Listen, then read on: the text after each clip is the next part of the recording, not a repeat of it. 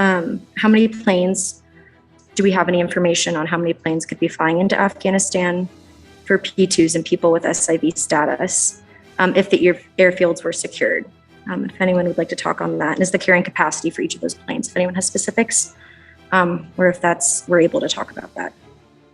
I do not. For that question from the Wall Street Journal, I don't know if folks were able to hear Meg repeating the question, but the question was about the number of planes and the carrying capacity of those planes. I do not have that information, that level of operational detail. I've not been provided that, but I don't know if anybody has more information than I do. I can speak to that quickly, Representative. There are a range of planes and sizes. It depends largely, first and foremost, on what is permitted in terms of landing. So the first issue is the security of the airport itself and what the protocols are going to be for chartered or commercial planes coming in. That's why it's so important that the U.S. government make sure to secure the capacity for both commercial and charter landings. I think there are planes ranging from 75 to 250, but a lot of that depends on which ones are available and willing to come in. So there's a significant amount, and I can tell you from the philanthropic efforts that have happened, it's just not at the scale of what governments can provide, and the demand is astronomical. So I think, as many have said, the most important thing right now is to make sure that not only the airport is secured and that these types of flights are allowed, but that also the U.S. government commit to protecting that even beyond AMSIT's departures to the point that all of those who can. Yeah, thank you, Tom. Jason? Hey, Jason, Mike Waltz. Yeah, Mike, go ahead.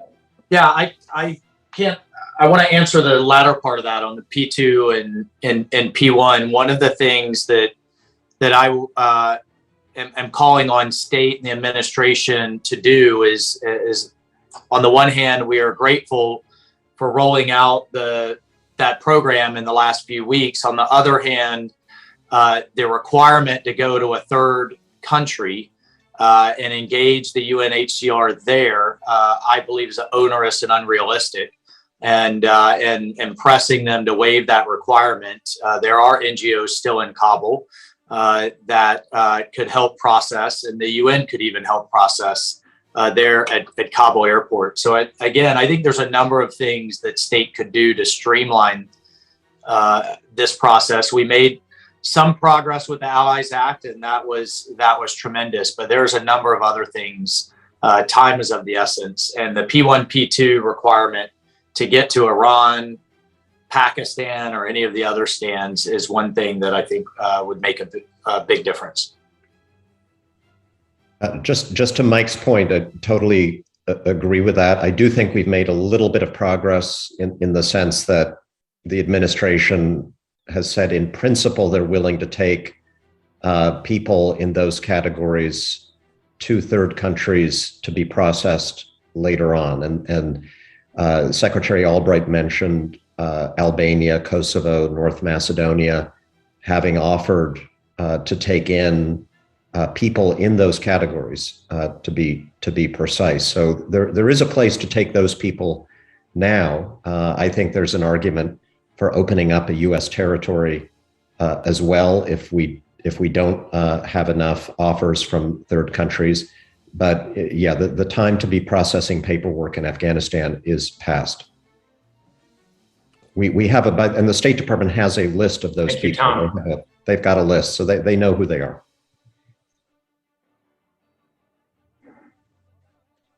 Thank you, Tom. Next question, Meg. Our next question is coming from the New York Times. Members of Congress, including yourself and members of the Honoring Our Promises Working Group, have been raising concerns for months about the Afghan refugee evacuation plan. How do you think the administration responded to those concerns? And if you can talk a little bit about how that has played into what's happening now. Yep, so the question from the New York Times was in relation to calls from myself and others on this call since right after the administration's announcement of the withdrawal in April, calls for an evacuation to start. So I'm not going to mince my words on this. We didn't need to be in this position. We didn't need to be seeing the scenes that we're seeing at Kabul airport with our Afghan friends climbing aboard C-17s. That's why a very broad bipartisan group of us since April have been very clear that we should have started this evacuation months ago. And had we done that, tens of thousands of folks could have been brought to safety. It could have been done deliberately and methodically. And we think that that was a missed opportunity. We certainly have extreme concerns over the late nature in which this evacuation was started. But our call today here is that there's still an opportunity to do the right thing. And that entails securing the airport, and doing so as long as possible to bring out our friends. Anyone else like to address that? Yeah, very, very quickly, Jason. This is why you, myself, and others were saying that when those last American assets, those military assets, go wheels up, that we were handing these poor people a death sentence. Now those military assets are back, so we get a second chance, and I stand with you, and I'm thrilled with everyone who is really doing the right thing here. But the military assets are back, and they need to. I'm very interested to see the rules of engagement. Are they going to go outside of Kabul? Are they, what is the agreement and understanding with the Taliban? What have they been told, and how long will we keep the air bridge open? I think that's very important for all of us to seek to understand and to press them to do the right thing.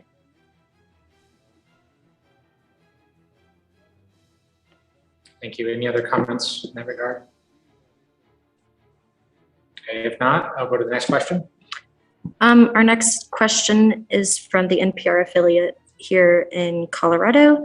And the question is that given the backlog of potentially tens of thousands of SIV eligible applicants, do people on the call want to speak to what are next steps and how we can, the message to people that are still in Afghanistan as your pressure campaign continues?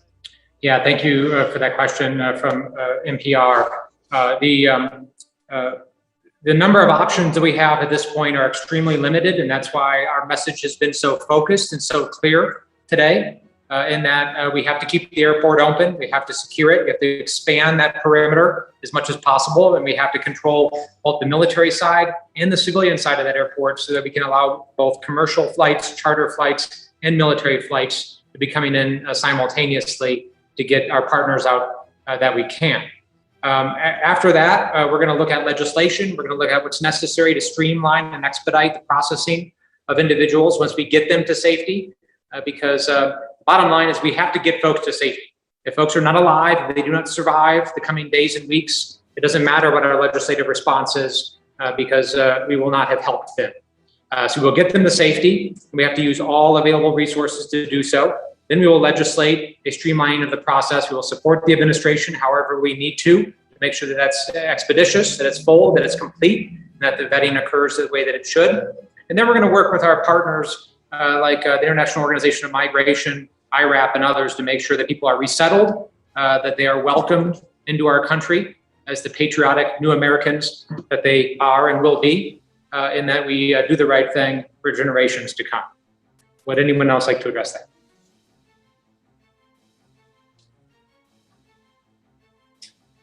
Jason, I have no shortage of words. I just can't. I just can't emphasize enough. Is the Kabul airport the only safe zone that that the administration is prepared to put in place? Throwing your hands up and saying you just have to get there, I don't think is good enough. It wasn't good enough the first time, and it's not good enough now. Are we willing to establish an additional safe zone, perhaps in Kandahar or Herat? To what lengths are the administration willing to go to truly get these people out? And it's worth remembering that President Ford ordered his administration to get the South Vietnamese out and to make Herculean efforts to do so.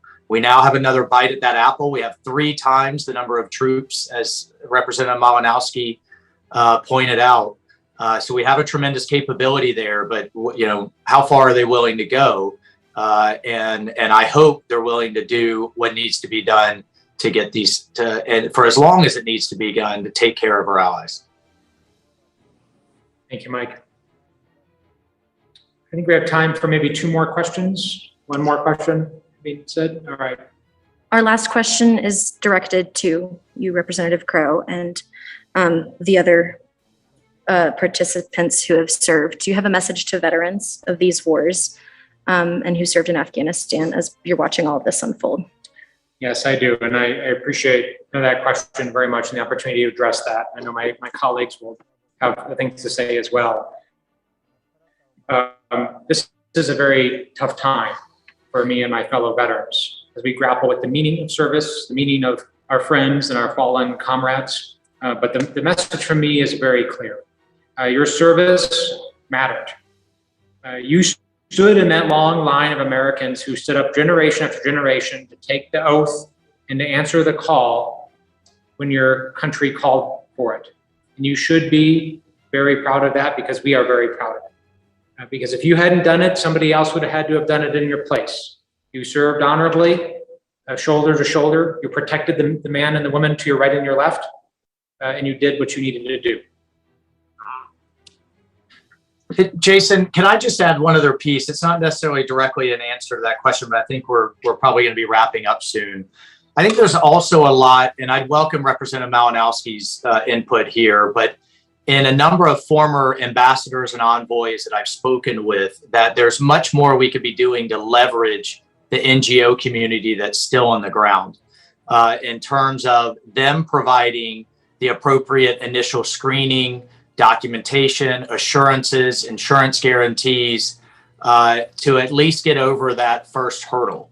We've been briefed that the SIVs alone, much less the broader populace, are getting a 40 to 50% rejection rate before they get chief of mission approval. Once they get past that, it drops down to 2%. But that initial hurdle is backing up at least 9 to 10,000 Afghans who are desperate to get out. So I think there's others, that capacity that we could leverage on the ground, and the State Department has it within its authority to do so. That's such a great point. No, go ahead, Tom. Sure. I mean, the initial screening right now for many of these folks is being done by NGOs. And it's not a security screening. They're not capable of that. It's simply identifying the people who are known to our NGO community to be the human rights leaders in the country, to be the faces of independent journalism in the country, to be the most active and outspoken leaders for women's rights in the country. And there has been a tremendous effort to compile information about those folks, their names, their identifying information, their contact information, and the State Department has all of that. But there's no more screening beyond that that can be done in Afghanistan. I mean, at this point, everybody on that list has to go to the airport and be put on a plane and taken somewhere where the more thorough screening and vetting can be done. And there may be people who slip through the cracks of that process who aren't worthy. And there will certainly be people who are worthy who do not make it. But right now we have to do what we can rather than basically for the sake of consistency, tell everybody in Afghanistan that they're out of luck. Yeah, Tom, I was referring, I absolutely agree, and that's my understanding as well, but to the SIVs in particular, that, are uploading things into a portal, getting rejections, waiting for months, can't get to the embassy, obviously, now for any kind of follow-on of leveraging those entities on the ground, that particularly the ones outside of Kabul, to help at least with that narrow group as well. So that's something that I think state could do. And I know there are a number of NGOs that are reaching out to us willing, and still with folks on the ground willing to do it. Yep, totally agree. Same principle applies. Yeah, thank you, Tom. Thank you, Mike. We are at time. If there were more questions that we weren't able to get to, please reach out to my office, Meg Spencer, on my team. And I won't speak for the other representatives, but I can say I'm sure they are happy to field follow-up outreach as well. So thank you for joining us. We have time to still do the right thing, but we have to do it today. That is our message. So let's get it done. Thank you all for joining.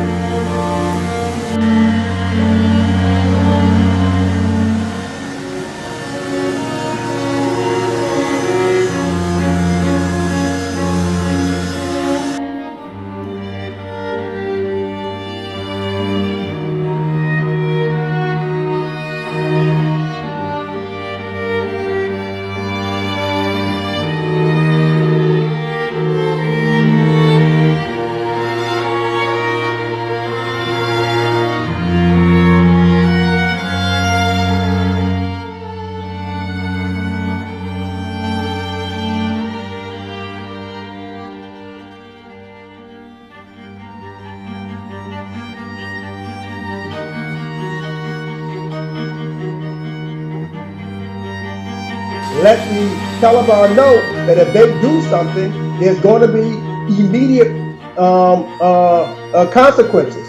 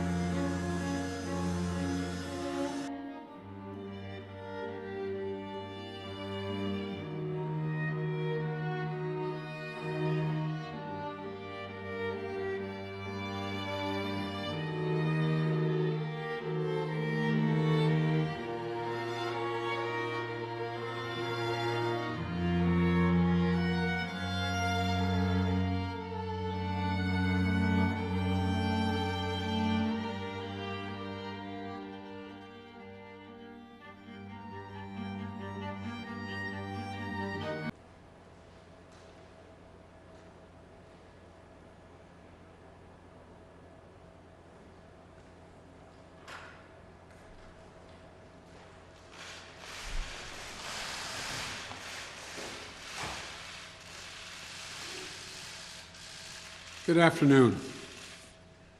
I want to speak today to the unfolding situation in Afghanistan, the developments that have taken place in the last week, and the steps we're taking to address the rapidly evolving events. My national security team and I have been closely monitoring the situation on the ground in Afghanistan and moving quickly to execute the plans we had put in place to respond to every constituency, including and contingency, including the rapid collapse we're seeing now. I'll speak more in a moment about the specific steps we're taking, but I want to remind everyone how we got here and what America's interests are in Afghanistan. We went to Afghanistan almost 20 years ago with clear goals.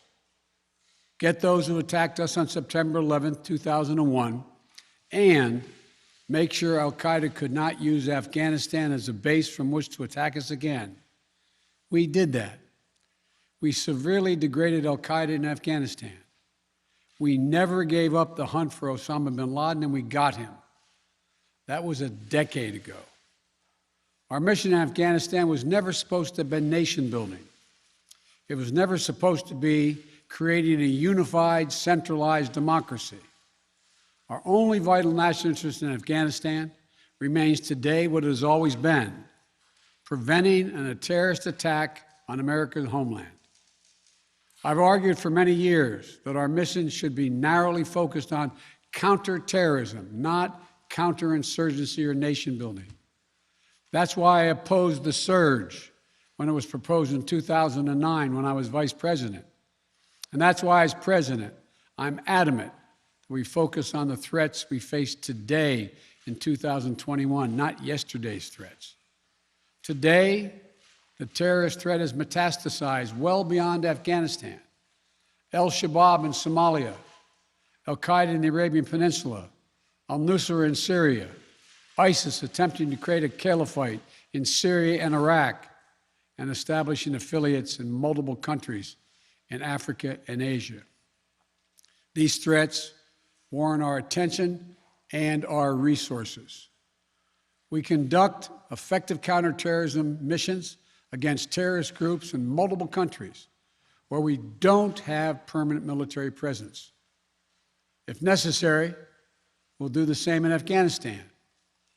We've developed counterterrorism over-the-horizon capability that will allow us to keep our eyes firmly fixed on the direct threats to the United States and the region, and act quickly and decisively if needed.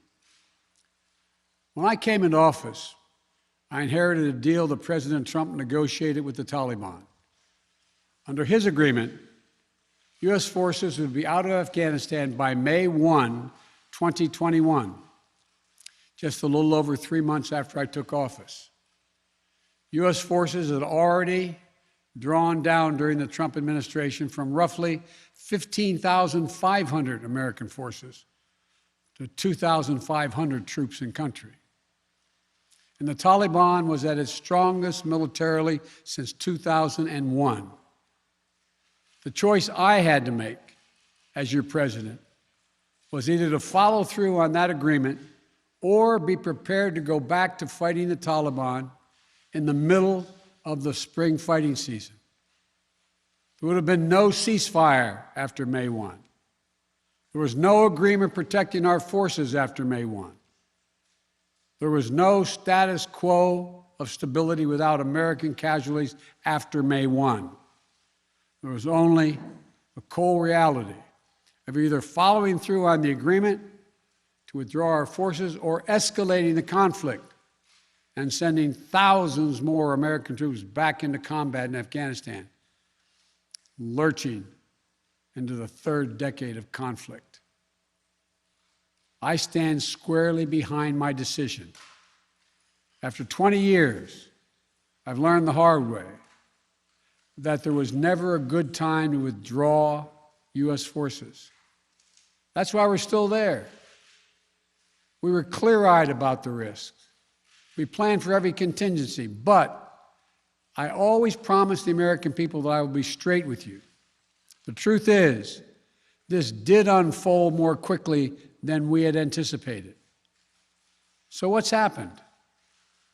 Afghanistan political leaders gave up and fled the country.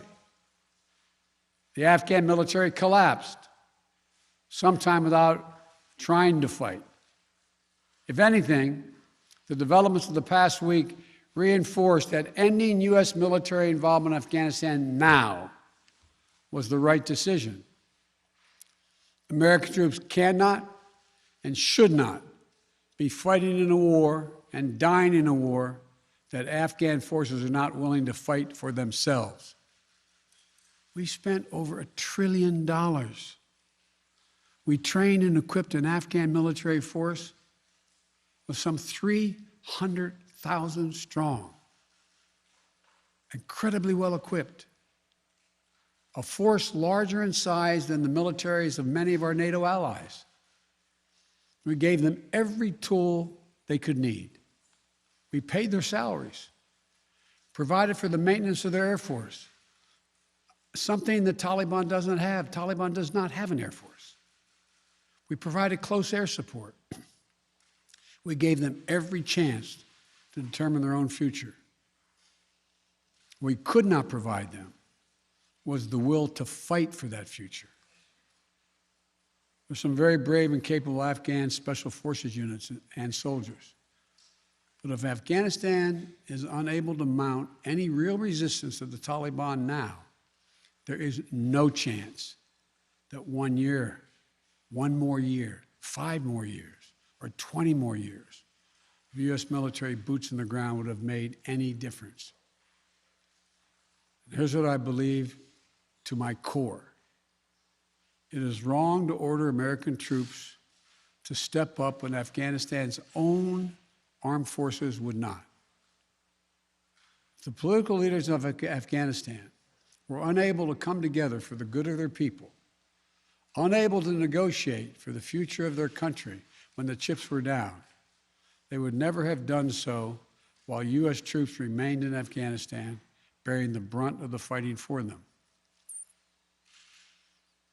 And our true strategic competitors, China and Russia, would love nothing more than the United States to continue to funnel billions of dollars in resources and attention into stabilizing Afghanistan indefinitely. When I hosted President Ghani and Chairman Abdullah at the White House in June, and again when I spoke by phone to Ghani in July, we had very frank conversations. We talked about how Afghanistan should prepare to fight their civil wars after the U.S. military departed, to clean up the corruption in government so the government could function for the Afghan people. We talked extensively about the need for Afghan leaders to unite politically. They failed to do any of that. I also urged them to engage in diplomacy, to seek a political settlement with the Taliban. This advice was flatly refused. Mr. Ghani insisted the Afghan forces would fight, but obviously he was wrong. So I'm left again to ask of those who argue that we should stay, how many more generations of America's daughters and sons would you have me send to fight Afghanistan's civil war when Afghan troops will not? How many more lives, American lives, is it worth? How many endless rows of headstones at Arlington National Cemetery? I'm clear on my answer. I will not repeat the mistakes we've made in the past. Mistake of staying and fighting indefinitely in a conflict that is not in the national interest of the United States, of doubling down on a civil war in a foreign country, of attempting to remake a country through the endless military deployments of U.S. forces. Those are the mistakes we cannot continue to repeat because we have significant vital interest in the world that we cannot afford to ignore. I also want to acknowledge how painful this is to so many of us. The scenes we're seeing in Afghanistan, they're gut-wrenching, particularly for our veterans, our diplomats, humanitarian workers, for anyone who has spent time on the ground working to support the Afghan people. for those who have lost loved ones in Afghanistan, and for Americans who have fought and served in the country, serve our country in Afghanistan. This is deeply, deeply personal. It is for me as well. I've worked on these issues as long as anyone. I've been throughout Afghanistan during this war, while the war was going on, from Kabul to Kandahar to the Kunar Valley. I've traveled there on 4 different occasions. I've met with the people. I've spoken to the leaders. I spent time with our troops. And I came to understand firsthand what was and was not possible in Afghanistan. So now we're focused on what is possible. We will continue to support the Afghan people. We will lead with our diplomacy, our international influence, and our humanitarian aid. We'll continue to push for regional diplomacy and engagement to prevent violence and instability. We'll continue to speak out for the basic rights of the Afghan people, of women and girls, just as we speak out all over the world. I've been clear that human rights must be the center of our foreign policy, not the periphery. But the way to do it is not through endless military deployments. It's with our diplomacy, our economic tools, and rallying the world to join us. Now, let me lay out the current mission in Afghanistan. I was asked to authorize, and I did, 6,000 U.S. troops to deploy to Afghanistan for the purpose of assisting in the departure of U.S. and allied civilian personnel from Afghanistan, and to evacuate our Afghan allies and vulnerable Afghans to safety outside of Afghanistan. Our troops are working to secure the airfield and to ensure continued operation of both the civilian and military flights. We're taking over air traffic control. We have safely shut down our embassy and transferred our diplomats. Our diplomatic presence is now consolidated at the airport as well. Over the coming days, we intend to transport out thousands of American citizens who have been living and working in Afghanistan. We'll also continue to support the safe departure of civilian personnel, the civilian personnel of our allies who are still serving in Afghanistan. Operation Allies Refugee, which I announced back in July, has already moved 2,000 Afghans who are eligible for special immigration visas and their families to the United States. In the coming days, the U.S. military will provide assistance to move more SIV-eligible Afghans and their families out of Afghanistan. We're also expanding refugee access to cover other vulnerable Afghans who worked for our embassy. U.S. non-governmental agencies or U.S. non-governmental organizations and Afghans who otherwise are at great risk, in U.S. news agencies. I know there are concerns about why we did not begin evacuating Afghans civilians sooner. Part of the answer is some of the Afghans did not want to leave earlier, still hopeful for their country. And part of it because the Afghan government and its supporters discouraged us from organizing a mass exodus to avoid triggering, as they said, a crisis of confidence. American troops are performing this mission as professionally and as effectively as they always do, but it is not without risks. As we carry out this departure, we have made it clear to the Taliban, if they attack our personnel or disrupt our operation, the U.S. presence will be swift and the response will be swift and forceful. We will defend our people with devastating force if necessary. Our current military mission will be short in time, limited in scope, and focused in its objectives. Get our people and our allies as safely as quickly as possible. And once we have completed this mission, we will conclude our military withdrawal. We will end America's longest war after 20 long years of bloodshed. The events we're seeing now are sadly proof that no amount of military force would ever deliver a stable, united, secure Afghanistan, as known in history as the graveyard of empires. What's happening now could just as easily happen 5 years ago or 15 years in the future. We have to be honest. Our mission in Afghanistan has taken many missteps, made many missteps over the past 2 decades. I'm now the 4th American president to preside over war in Afghanistan. 2 Democrats and 2 Republicans. I will not pass this responsibility on to a 5th president. I will not mislead the American people by claiming that just a little more time in Afghanistan will make all the difference. Nor will I shrink from my share of responsibility for where we are today and how we must move forward from here.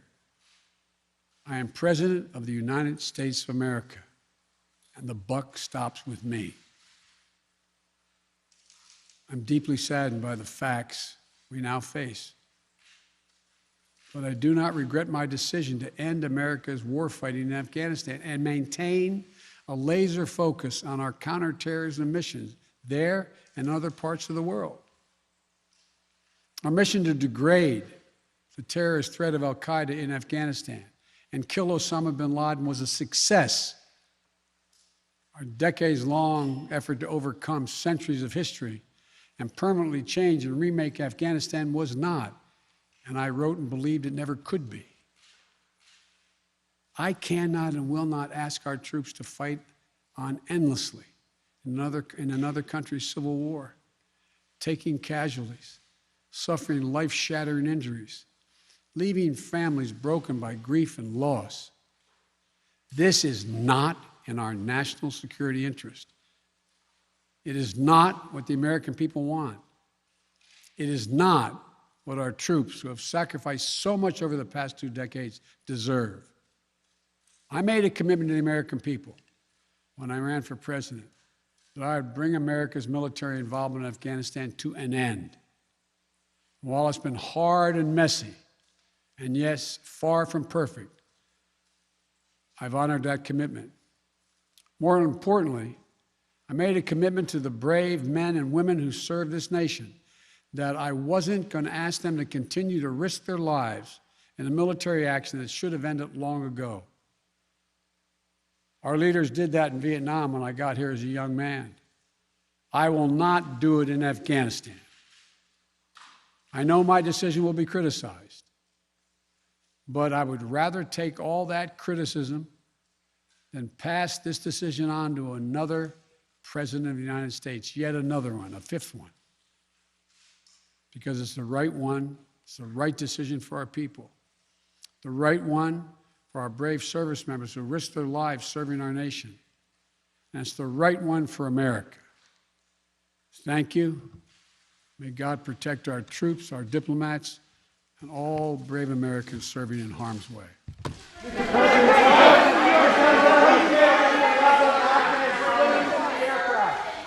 Mr. President, what do you make of the Afghans clinging to the aircraft?